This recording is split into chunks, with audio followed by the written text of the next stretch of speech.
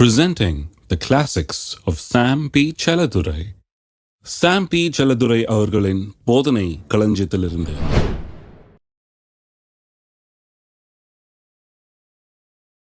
அந்தபடியே ஆவியானவரும் நமது பலவீனங்களில் நமக்கு உதவி செய்கிறார். ஆங்கிலத்திலே ஹெல்பத் இன் அவர் இன்ஃபர்மிட்டிஸ்னு வருது. ஹெல்பத்னா உதவி செய்கிறார் தமிழில், இல்லையா? இந்த உதவி செய்கிறார்ங்கிற வார்த்தை எபிரேய மொழியிலிருந்து மொழிபெயர்க்கப்பட்டிருக்கிறது. அந்த எபிரேய மொழியில் 3 வார்த்தையில் ஒன்றா சேர்த்து ஒரு வார்த்தை வருது. அதை தான் இங்கே மொழிபெயர்த்திருக்கிறார்கள், உதவி செய்கிறார்னு சொல்லி. அதனுடைய அர்த்தம் என்ன? Takes hold together with us against, அதாவது நம்மோடு கூட சேர்ந்து கரம் கோர்த்து நம்முடைய பலவீனங்களுக்கு எதிராக அவர் நிற்கிறார். அதாவது நம்முடைய பலவீனங்களுக்கு எதிராக நாம் நிற்கும் போது நம்மோடு கூட அவர் கரம் கோர்த்து கொண்டு நம்மோடு கூட நிற்கிறாராம். யாரு? ஆவியானவர். அப்ப மனுஷனுடைய வாழ்க்கை அப்படிதான், விசுவாசனுடைய வாழ்க்கை அப்படிதான். பலவீனங்களை எதிர்த்து நில்லுங்கள், நீங்க எதிர்த்து நில்லுங்க, இயேசுவின் நாமத்தில் எதிர்த்து நில்லுங்க, கர்த்தருடைய வார்த்தையை கொண்டு எதிர்த்து நில்லுங்க, ஆவியானவருடைய பலத்தை கொண்டு எதிர்த்து நில்லுங்க. ஆவியானவரே உங்களோடு கூட எதிர்த்து நிற்கிறாரு, உங்களோட கைகளை கோர்க்கிறார். எத்தனை பேர் சொல்றீங்க எதிர்த்து நிற்பீங்கன்னு? அன்றியும் அவருடைய தீர்மானத்தின்படி அழைக்கப்பட்டவர்களாய் தேவனிடத்தில் அன்பு கூறுகிறவர்களுக்கு சகலமும் நன்மைக்கு ஏதுவாக நடக்கிறது என்று அறிந்திருக்கிறோம். நடக்கிறதெல்லாம் நன்மைக்கு ஏதுவாக நடக்கிறது அல்ல. இந்த ஆவியானவருடைய உதவியை குறித்து தான் இங்கே பேசுகிறது. இதெல்லாம் நமக்கு நன்மைக்காக, நம்முடைய வாழ்க்கை மாறும்படியாக, நமக்கு ஜெயம் உண்டாகும்படியாக, நாம் பிசாசை ஜெயிக்கும்படியாக, பலவீனங்களை மேற்கொள்ளும்படியாக, எதிர்த்து நின்று வெல்லும்படியாக நமக்கு எல்லாம் நன்மைக்கு நடக்கிறது. எல்லாவற்றையும் நன்மையான விதத்தில் கொண்டு போறதுக்கென்றே தேவனுடைய வார்த்தை, இயேசுவின் நாமம், இயேசுவின் ரத்தம், ஆவியானவர், அவருடைய உதவி, அவர் கைகோத்து நிற்கிறது, எல்லாம் நடந்து கொண்டிருக்கிறது. வாசிங்க அடுத்தது. தம்முடைய குமாரன் அநேக சகோதரருக்குள்ளே முதற் பேரானவராய் இருக்கும் பொருட்டு தேவன் எவர்களை முன்னறிந்தாரோ அவர்களை தமது குமாரனுடைய வந்துட்டோம். இப்போ என்ன சொல்லி இருக்குது? தம்முடைய குமாரன் அநேக சகோதரருக்குள்ளே முதற் பேரானவராய் இருக்கும் பொருட்டு. நம்ம எல்லாருக்கும் முதற் பேரானவர் அவர். எந்த விதத்தில் முதற் பேரானவர்? பாவத்தை சுமந்த ஒரு மனுஷன், பாவத்தினால் சபிக்கப்பட்ட ஒரு மனுஷன், பாவத்தின் தண்டனையை பெற்ற மனுஷன், பாவத்தினுடைய கடந்து செல்லுகிற மனுஷன் ஒருவன், அப்படிப்பட்டவன் மறுபிறப்படைந்து ஒரு புது வாழ்வு அடைந்து, அப்படி அடைகிறதுல இவர் தான் முதற் பேரானவர். சிலுவையில் பாவத்தை சுமந்து தண்டனை சுமந்து பாதாள வரைக்கும் போயிட்டு முதற் பேரானவராய் அவர் மறுபடியும் பிறந்தவராய் இருக்கிறார். அப்ப பாருங்க, தம்முடைய குமாரன் அநேக சகோதரருக்குள்ளே, நமக்கு எல்லாருக்கும் அவர் முதற் பேரானவராய் இருக்கும் பொருட்டு. அவர் முதற் பேரானவர்னா அப்ப பின்னால் ஆட்கள் வர்றாங்கன்னு அர்த்தம், பின்னால் நிறைய உண்டுன்னு அர்த்தம். நீங்க நான்லாம் 2வது 3வது அப்படி வந்துட்டு இருக்கோம். அவர் தான் முதல், ஃபர்ஸ்ட். அவர் தான் வழிகாட்டிட்டாரு, பிசாசை ஜெயிக்கிறதுக்கு வழிகாட்டிட்டாரு. அவர் முதல் பேரானவராய் இருக்கிறார். அப்ப வாசிங்க, தம்முடைய குமாரன் அநேக சகோதரருக்குள்ளே முதற் பேரானவராய் இருக்கும் பொருட்டு தேவன் எவர்களை முன்னறிந்தாரோ அவர்களை தமது குமாரனுடைய சாயலுக்கு ஒப்பாயிருப்பதற்கு முன்குறித்திருக்கிறார். தேவன் எதற்காக நம்மை முன்குறித்திருக்கிறார்? இதை வச்சு பாருங்க, என்னென்னமோ உபதேசம்லாம் வந்துடுச்சு. இதை வச்சு இந்த முன்குறித்தார்ன்றதை வச்சுட்டு ப்ரீ டெஸ்டினேஷன் ஒரு டாக்டர் கொண்டாந்தாங்க பாருங்க. கொண்டாந்துட்டு அதை போட்டு இதுலேருந்து எங்கெங்கேயோ போயிட்டாங்க. அவங்க என்ன சொல்லிட்டாங்க? நான் ஒரு ஆளை பார்த்தேன் பாருங்க, அவர் சொல்கிறாரு எல்லாம் முன்குறிக்கப்பட்டிருக்கிறது. அவர் பையன் வந்து கையை உடச்சிக்கிட்டான் பாருங்க, ஒரு தடவை எங்கேயோ விழுந்து கை உடஞ்சி போச்சு. அவர் சொல்கிறாரு, ஆகஸ்ட் 12 1981 கையை உடைத்து கொள்வான் என்று முன்குறிக்கப்பட்டிருக்கிறது. இது எங்கேயா இருக்குது பைபிளில்? என்ன இந்த வசனம் தான் காமிச்சார் எனக்கு. எல்லாம் முன்குறிக்கப்பட்டிருக்கிறது, எல்லாம் முன்குறிச்சாச்சு பிரதர். தடுக்கி விழுந்தா அது முன்குறிச்சிருக்குது, எந்திரிச்சா அது முன்குறிச்சிருக்குது, நஷ்டமானா அதையும் முன்குறிச்சிருக்குது, வியாதி வந்தால் அதுவும் முன்குறிச்சி, எல்லாம் முன்குறிக்கப்பட்டிருக்கிறதுன்னு அதை பற்றியே இங்கே பேசல பாருங்க. கர்த்தர் வந்து நம்மை உலக தோற்றத்துக்கு முன்னாகவே நம்மை குறித்து ஒரு நோக்கம் வச்சிருந்தாராம். அதை தான் இங்கே சொல்லப்பட்டிருக்குது. நல்ல கவனிங்க. உலக தோற்றம் முன்னாலேயே நீங்கள் என்னைக்கு கையை ஓடிப்பீங்க, என்னைக்கு காலை ஓடிப்பீங்க, என்னைக்கு உங்களுக்கு வியாதி வரும், என்னைக்கு உங்களுக்கு வேலை கிடைக்கும், என்னைக்கு உங்களுக்கு வேலை போகும், என்னைக்கெல்லாம் நஷ்டமாகவும் என்னைக்கு லாபமாகவும், இதெல்லாம் முன்குறிக்கலவங்க. என்ன முன்குறிச்சிருக்கிறார்? உலக தோற்றத்துக்கு சில்லி உலக தோற்றத்துக்கு முன்னாகவே கர்த்தர் எதை முன்குறித்திருக்கிறார்? உங்களை குறித்து, என்னை குறித்தும் உலக தோற்றத்துக்கு முன்னாகவே, உலகத்தில் எதையும் உண்டாக்குறது முன்பதாகவே அவருடைய குமாரனுடைய சாயலுக்கு ஒப்பாக நம்மை ஆக்கும்படியாக முன்குறித்திருக்கிறார். இயேசுவை போல நம்மை ஆக்கும்படியாக.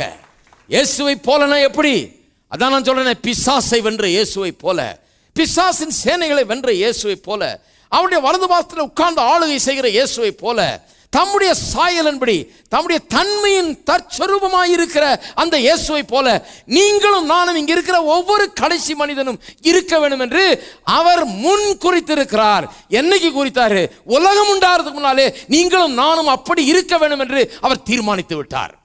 உலக தோற்றத்துக்கு முன்னாடியே என்ன பண்ணிட்டாரு? கர்த்தர் ஒரு காரியத்தை, ஒரு தீர்மானத்தை எடுத்துட்டார் நம்மளை பற்றி, நம்மளை எப்படி ஆக்கணும்னு. அவருடைய குமாரனுடைய சாயலுக்கு ஒப்பாக. ஆதியிலே வார்த்தை இருந்தது, அந்த வார்த்தை தேவனிடத்தில் இருந்தது, அந்த வார்த்தை தேவனாக இருந்தது. இயேசு கிறிஸ்து அந்த வார்த்தை. இயேசு தேவனுடைய குமாரன், திருத்துவத்தின் 2ஆம் நபர். இயேசு கிறிஸ்து தேவனுடைய குமாரனாக ஆதியிலிருந்து இருக்கிறார். அவர் எல்லாவற்றையும் உண்டாக்கினார். அவரில் பிதா மகிழுகிறார், குமாரன் பிதாவை மகிமைப்படுத்துகிறார், பிதா குமாரனில் மகிழுகிறார். ஒரு தகப்பனுக்கும் மகனுக்கும் எப்படிப்பட்ட உறவு இருக்க வேண்டும் என்று இந்த தகப்பனையும் மகனையும் பார்த்தா தெரிஞ்சுக்கலாம். அவர் அங்கே உட்காந்துக்கிட்டு இவர் எல்லாத்தையும் சிருஷ்டிக்க சொல்கிறார். சிருஷ்டிக்க சொல்லிட்டு பார்த்ததில் மகிழ்ந்து கழி கூறுறார். ஒரு பையனை விட்டு நம்ம ஒரு கம்பெனி அவங்க கையில் கொடுத்து அவன் நல்லா வர்றதை பார்த்து எப்படி ஒரு தகப்பன் சந்தோஷப்படுறானோ அதுபோல் தன்னுடைய மகனிடத்தில் எல்லாத்தையும் கொடுத்து அவர் நல்லா செய்கிறத பார்த்து அவர் சந்தோஷப்படுறாரு. இந்த குமாரனோ எல்லாவற்றிலும் கீழ்ப்படிதல், பிதாவுடைய சித்தத்தையே செய்கிறது, அவருடைய வார்த்தையை பேசுகிறது, அவருடைய நோக்கத்தையே நிறைவேற்றுகிறது என்று சொல்லி அவ்வளவு பிதாவினுடைய சித்தத்தை செய்கிற ஒரு குமாரனாக இந்த குமாரன் இருக்கிறார். இந்த குமாரனிலே அவர் அவ்வளவு மகிழ்ந்து ஒரு குறையும் கண்டுபிடிக்கல. இந்த குமாரனிலே அவ்வளவு மகிழ்ச்சியாய் தேவன் இருந்தபடினாலே அவர் என்ன சொன்னார்? இவரை மாதிரி நிறைய குமாரர்களை நான் உண்டு பண்ண வேண்டும் அப்படின்னு தான் மனுவர்க்கத்தை உண்டாக்குனார். ஹலோ, இப்படி இருந்தால் ஒரு பிள்ளை பத்தாது, இன்னும் நிறையா பெற்றுக்கலான்னு சொல்லி தான் நம்மளை உண்டாக்குனார்.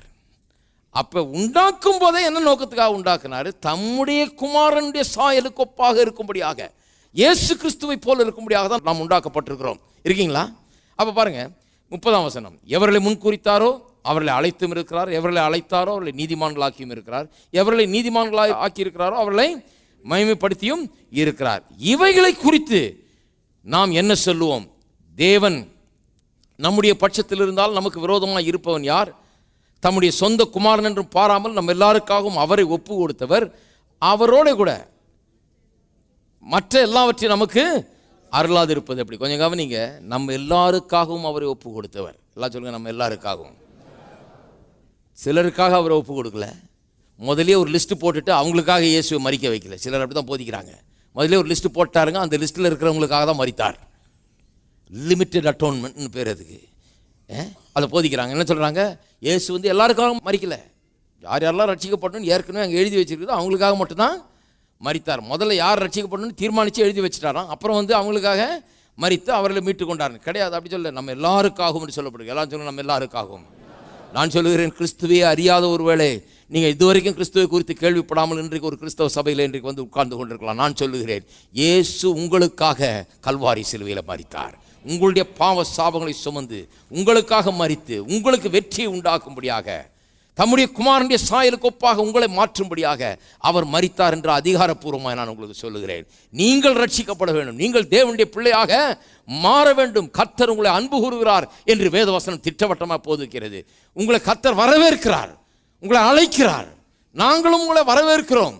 கர்த்தரண்டையில் திரும்புங்கள், கர்த்தரை உங்களுடைய உள்ளத்தில் ஏற்றுக்கொள்ளுங்கள், இயேசுவுக்கு உங்களுக்கு உள்ளத்தில் இடம் கொடுங்கள். அவர் உங்கள் இரட்சகராக, உங்கள் ஆண்டவராக வந்து உள்ளத்தில் வீற்றிருக்கட்டும். அவரை போல பிசாசை ஜெயிக்கிறவர்களாய், காற்றையும் கடலையும் அதட்டுகிறவர்களாய், வார்த்தையிலே எல்லாவற்றையும் செய்கிறவர்களாய், மலைகளை கூட அசைக்கிறவர்களாய் நீங்கள் மாறுவீர்கள் என்று நான் உங்களுக்கு சொல்லுகிறேன். ஏனென்றால் அப்படி மாற்றுவதற்காக தான் அவர் சித்தம் கொண்டிருக்கிறார். தோல்வியில வாழும்படியாக அல்ல, மலைகளை பெயர்க்கக்கூடியவர்களாக. ஒரு வார்த்தை சொன்னால் அந்த அத்திமரம் பட்டு போயிற்று. அப்படிப்பட்டவர்களாக தம்முடைய குமாரன் சாயல்லே உங்களை உண்டாக்கும்படியாக தேவன் சித்தம் கொண்டிருக்கிறார். இன்றைக்கு பயந்து கொண்டு வாழ்ந்திருக்கலாம், இன்றைக்கு பிரச்சனையில் வாழ்ந்து கொண்டிருக்கலாம், ஒன்றுமில்லாமல் இருக்கலாம், இன்றைக்கு பல்வேறு சிக்கல்களில் சிக்கி கொண்டிருக்கலாம். இப்படி வாழ்வது கர்த்தருடைய நோக்கம் அல்ல. கர்த்தருடைய நோக்கம் என்ன? உலக தோற்றத்துக்கு முன்னாகவே தம்முடைய குமாரன் சாயல்லே உங்களை உண்டாக்க வேண்டும் என்று அவர் சித்தம் கொண்டிருக்கிறார். ஒருவேளை அதனால தான் இங்கே கொண்டு வந்திருக்காரு நம்ம தெரியல. இன்னைக்கு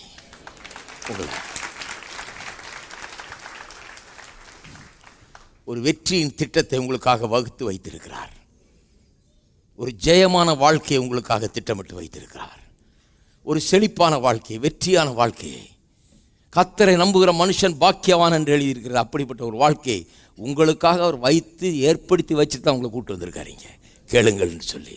விசுவாசம் கேள்வியினால் வரும், கேள்வி தேவனுடைய வசனத்தினாலே வரும். இன்னைக்கு கேட்கும்போது உங்களுக்கு விசுவாசம் வரும். ஆமாம், எனக்கு இது கடவுள் வச்சுருக்கிறாரு. கடவுள் உங்களுக்கு என்ன வச்சுருக்காரு? இதுதாங்க வச்சுருக்காரு. அங்கே சொல்கிறாங்க, யாராவது சொல்லுவாங்க ஆண்டவன் வச்சது தான், ஆண்டவன் விட்ட வழி. இதெல்லாம் எல்லாம் ஆண்டவன் விட்ட வழி இல்லை, இதுதான் ஆண்டவன் விட்ட வழி.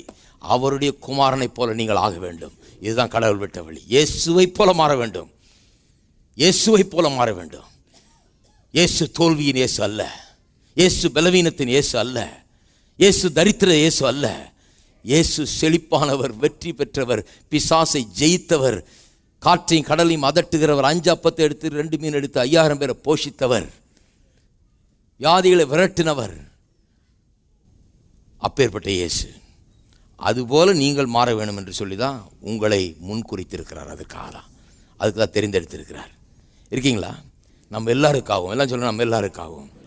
அப்போ நீங்கள் இன்றைக்கி தான் புதுசாக வந்திருந்தா கூட நான் சொல்கிறேன், உங்களுக்காகவும் தான்.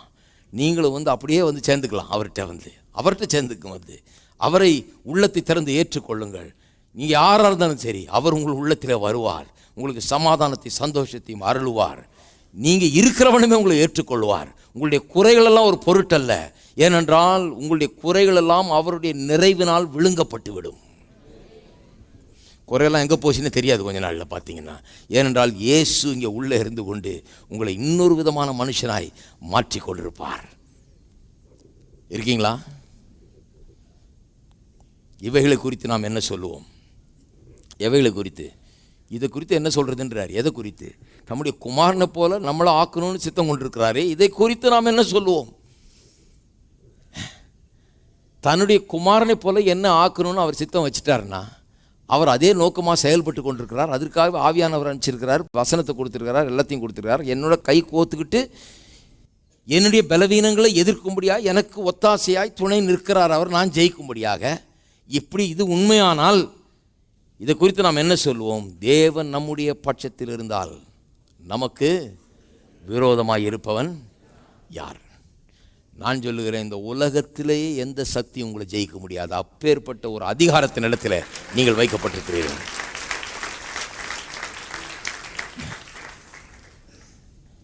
எப்படி சொல்லியிருக்கு பாருங்க. தம்முடைய சொந்த குமாரன் என்று பாராமல் நம்ம எல்லாருக்காகவும் அவரை ஒப்பு கொடுத்தவர். அவரோட கூட மற்ற எல்லாவற்றையும் நமக்கு அருளாதிருப்பது எப்படி? மற்ற எல்லாவற்றையும் எல்லாம் சொல்லுங்க, மற்ற எல்லாவற்றையும். இப்பேற்பட்ட ஒரு ரட்சிப்பை உங்களுக்கு தந்து அவர் ஏற்படுத்தி வைத்திருக்கும்போது மற்ற எல்லாவற்றையும், உங்களுக்கு ஒரு வேலையை தரமாட்டாரா? உங்களுக்கு சுகத்தை தரமாட்டாரா? உங்களுக்கு விடுதலை தரமாட்டாரா? உங்களுக்கு சமாதானத்தை தரமாட்டாரா? உங்களுக்கு குடும்ப நல்வாழ்வை தர முடியாதா? பொருளாதாரத்தை தரமாட்டாரா? என்ன தான் தரமாட்டார்? தேவனுடைய ராஜ்யத்தையும் அவருடைய நீதி முதலாவது தேடுங்கள், அப்பொழுது இவைகளெல்லாம் மற்றெல்லாம், அதான் மற்றெல்லாம் சொல்லுது, இவைகளெல்லாம் உங்களுக்கு கூட கொடுக்கப்படும். எண்ணத்தை புசிப்போம், எண்ணத்தை குடிப்போம், எண்ணத்தை உடுத்துவோம் என்பது குறித்து கவலைப்படாதிருங்கள். ஏனென்றால் தம்முடைய சொந்த குமாரன் என்று பாராமல் அவரை நம்ம எல்லாருக்காகவும் ஒப்பு கொடுத்தவர் மற்றெல்லாவற்றையும் நமக்கு இலவசமாக அருளாதிருப்பது எப்படி? ஆகவே தான் நான் விசுவாசிக்கிறேன் பாருங்க, அவர் தராமல் இருக்கவே மாட்டார், கண்டிப்பாக எனக்கு தருவார். ஏனென்று சொன்னால் குமாரனையே எனக்காக தந்திருக்கிறார். தேவன் தெரிந்து கொண்டவர் மேல் குற்றம் சாட்டுகிறவன் யார்? தேவனே அவர்களை நீதிமானாக்குகிறவர். பிசாசு குற்றம் சாட்டிகிட்டே இருக்கான் பாருங்க. ஆனால் கர்த்தர் சொல்றாரு, அவரே நீதிமான் ஆக்குகிறவர். ஆக்கினைக்குள்ளாக தீர்க்கிறவன் யார்? கிறிஸ்துவே மரித்தவர், அவரே எழுந்தும் இருக்கிறவர், அவரே தேவனுடைய வலது பார்த்திலும் இருக்கிறவர், நமக்காக வேண்டுதல் செய்கிறவரும் அவரே. உமது நிமித்தம் எந்நேரம் கொல்லப்படுகிறோம், அடிக்கப்படும் ஆடுகளைப் போல எண்ணப்படுகிறோம் என்று எழுதியிருக்கிறபடி நேரிட்டாலும் எவ்வளோ பிரச்சனைலாம் சந்திச்சிருக்கார் பாருங்கள். ஊழியத்தின் நிமித்தமாக அங்கங்கே போனால் எவ்வளோ எதிர்ப்புகள், ஆப்போசிஷன்லாம் நடந்திருக்குது. கிறிஸ்துவின் அன்பை விட்டு நம்மை பிரிப்பவன் யார்? உபத்திரவமோ, வியாகுலமோ, துன்பமோ, பசியோ, நிர்வாணமோ, நாசமோசமோ, பட்டயமோ. ஊழியத்தின் நிமித்தமாக எவ்வளோ எதிர்ப்புகள் வந்து சிறையில் தள்ளப்பட்டு, அடிக்கப்பட்டு, நொறுக்கப்பட்டு எல்லாம் அனுபவிச்சிருக்கிறாரு. இது எல்லாவற்றிலும் நாம் நம்மிலே அன்பு கூறுகிறவர்களாலே முற்றும் ஜெயங்கொள்ளுகிறவர்களாய் இருக்கோமே. மோர் தென் கான்கரர்ஸ். எல்லாவற்றிலும் முற்றும் ஜெயங்கொள்ளுகிறவர்களாய் இருக்கிறோமே. அப்போ என்ன அர்த்தம்? இது எல்லாத்தையும் மேற்கொண்டு ஜெயித்து வர்றதுக்கு ஆவியானவர் கூடயே நிற்கிறாரு, கரங்கோத்து நிற்கிறாரு. ஏன்னு சொன்னால் நான் அவருடைய குமாரனுடைய சாயலுக்கு ஒப்பாக இருக்க வேணும். அந்த சாயல் ஆதாமுக்கு கொடுத்தார் முதல்ல, அவன் சீரழித்துட்டான். அது கொண்டு போய் இயேசுவுக்கு அதை கொடுத்தார் ரெண்டாம் ஆதாமுக்கு. அவர் பாவத்தை சுமந்து பாதாளம் வரைக்கும் சென்று வந்த பிறகு திரும்பவும் அந்த சாயலை அவருக்கு கொடுத்தார். அவருக்கு என்ன சாயலை கொடுத்திருக்காரோ அதே சாயலை தான் புது சிருஷ்டிகளாக மறுபடியும் பிறந்த நமக்கும் கொடுத்திருக்கிறார். அது என்ன சாயல்? அவருடைய குமாரனிலே எந்த சாயல் இருந்ததோ அதே சாயல் நமக்கும் கொடுக்கப்பட்டிருக்கிறது. அவர் எப்படி மகிமையின் பிரகாசமும் தன்மையின் சொரூபமாக இருந்தாரோ அதுபோலவே நாமும் தேவனை வெளிப்படுத்துகிறவர்களாக அவருடைய தன்மையின் உருவமாக நாம் இந்த பூமியிலே இருக்கிறோம். அதிலே தான் அதிகாரம் இருக்கிறது. தேவன் பலவீனர் அல்ல, அவர் அதிகாரம் செலுத்துகிறவர். அவர் கட்டளையில நிற்கும், அவர் சொல்ல ஆகும் என்று சொல்லப்பட்டிருக்கிறது. அப்படிப்பட்டவர்கள் தான் நாம்.